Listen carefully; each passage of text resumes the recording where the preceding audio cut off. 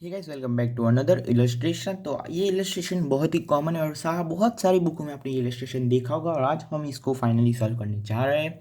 तो दोस्तों, इस इलस्ट्रेशन का तो पहले मैं आपको क्वेश्चन समझा देता हूँ। क्वेश्चन में हमें पूछा गया, क्वेश्चन में हमें दिया गया है कि एक रस्सी ये है और ये पॉइंट मान लेते सी, एक AC रस्सी है और एक दूसरी है BC रस्सी। ठीक है, तो यहाँ से इन दोनों रस्सी को इसे कनेक्ट किया गया है और ये ऐसे इस सर्कल में रोटेट हो रहा है और उसकी हमें रेडियस दी गई है सर्कल की।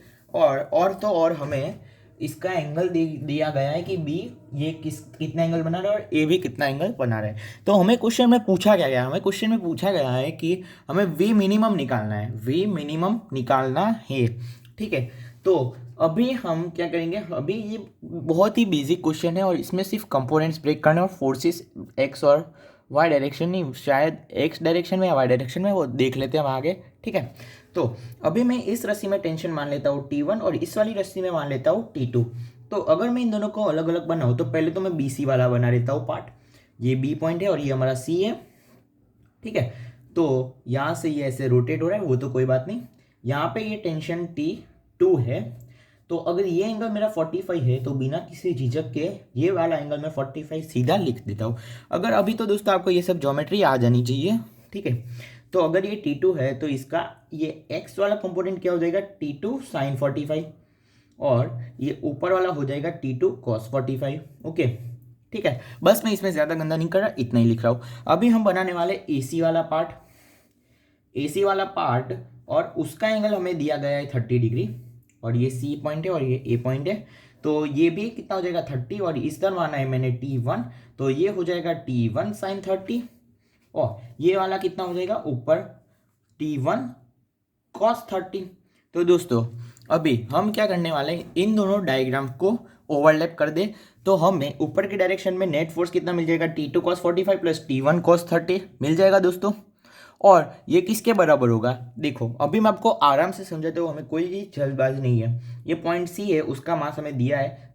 ठीक है, ये बॉल है, उसका मास दिया है, तो नीचे एक तो लग रहा होगा क्या, mg।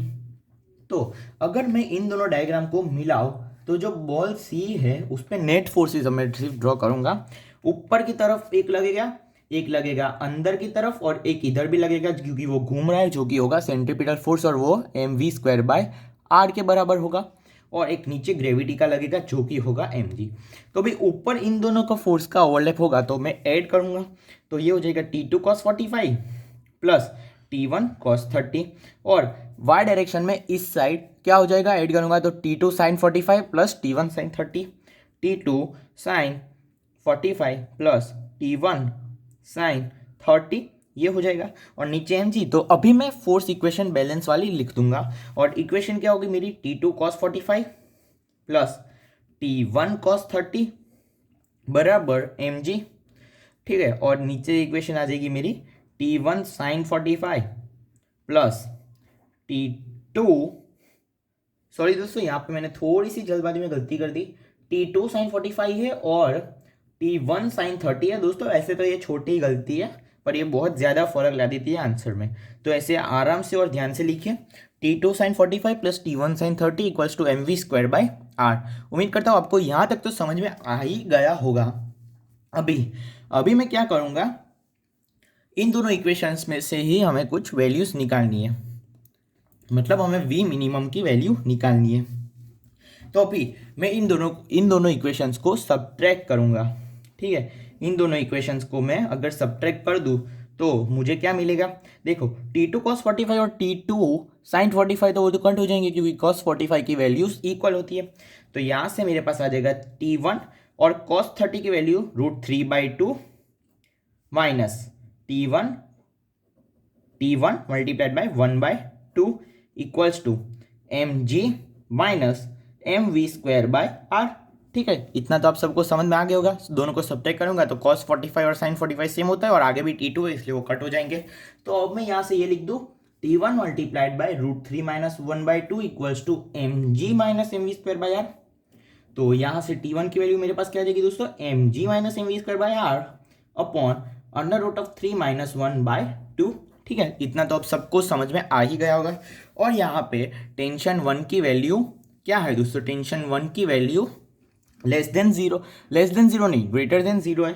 पर अगर वो मैं लिखूँ पर वैसे भी हमें मिनिमम केस के लिए निकालना है, इसीलिए मैं लेस देन जीरो ही लिखूंगा। अरे सॉरी दोस्तों थोड़ा कन्फ्यूजन हो गया है, पर ऐसी कोई बात नहीं है।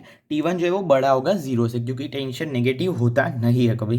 तो इस अगर इनइक्वालिटी को सॉल्व करूँ, इस इनइक्वालिटी को मैं सॉल्व करूँ तो ये उधर जाके तो जीरो हो गया, और mg बराबर क्या आ जाएगा, mg ग्रेटर देन mv² तो यहाँ से गया, और v क्या आ जाएगा, √RG ग्रेटर देन v। तो इसकी मिनिमम वेलोसिटी क्या होगी, √RG। मिनिमम वेलोसिटी क्या होगी, √RG। तो यहाँ पे रेडियस 1.6 मल्टीप्लाई बाई 10, तो ये आ जाएगा 4 मीटर पर सेकेंड। तो दोस्तों उम्मीद करता हूँ मेरा ये जो सॉल्यूशन है वो आपको समझ में आया होगा। ठीक है, तो दोस्तों ये लास्ट वाला पार्ट में थोड़ा कन्फ्यूजन है, तो बिना झिझक के आप T1 जो है उसको जीरो के बराबर पुट कर दो, तो आपको आपका आंसर भी अच्छे से आ जाएगा और आपको समझ में भी आ जाएगा। ठीक है, तो दोस्तों उम्मीद करता हूँ मेरा ये जो सॉल्यूशन है वो इस क्वेश्चन का आपको समझ में अच्छे से आया होगा। तो दोस्तों अगर आपने हमारे चैनल को नए हो और आपने हमारे चैनल को अभी तक सब्सक्राइब नहीं किया तो अभी कभी दोस्तों सब्सक्राइब कर दो। थैंक यू दोस्तों मेरा ये वीडियो देखने के लिए।